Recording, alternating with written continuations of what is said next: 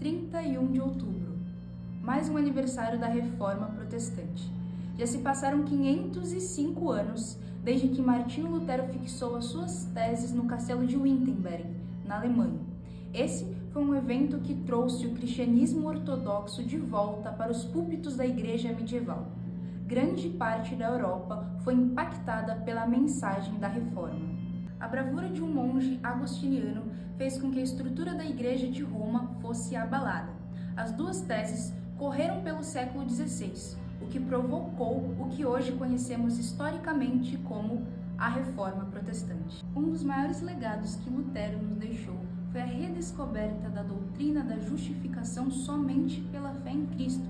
Além disso, ele colocou a Bíblia nas mãos do povo comum, o que anteriormente estava centralizado apenas ao clero. Ademais, Martinho Lutero enfatizou a importância do sacerdócio do crente e ensinou que a Bíblia é a única regra de fé e prática do cristão, sola Escritura. Martinho Lutero nasceu em Eisbach, na Alemanha. Estudou teologia na Universidade de Wittenberg e lá mesmo virou professor em uma de várias discussões que ocorriam dentro da universidade.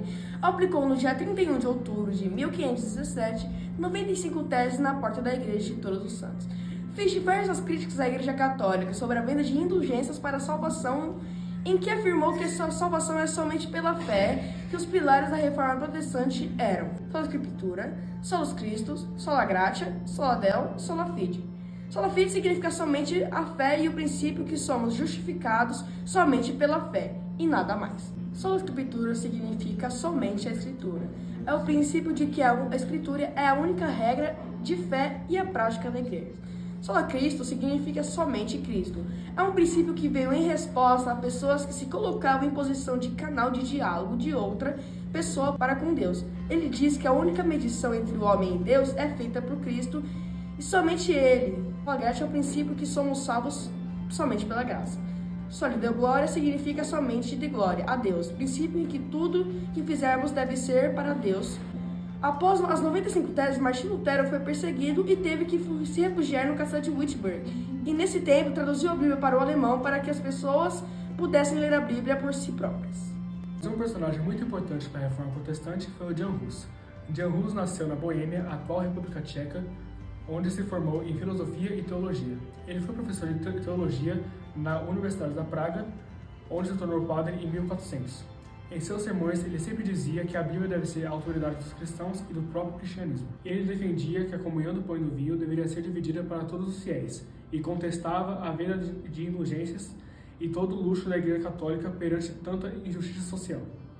No final, foi considerado herege porque não convenceu os dignatários que o condenaram a ser jogado na fogueira. Como ele sempre dizia, eu prefiro ofendê-los com a verdade do que matá-los com a mentira.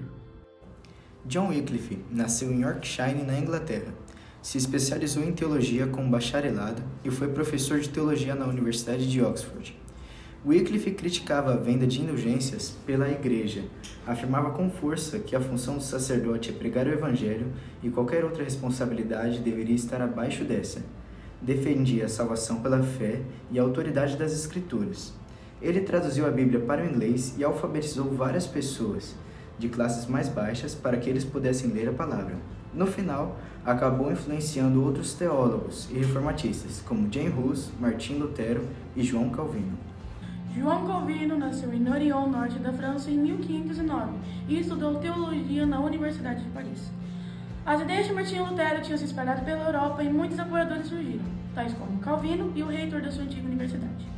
Na França, o protestantismo era considerado ilegal.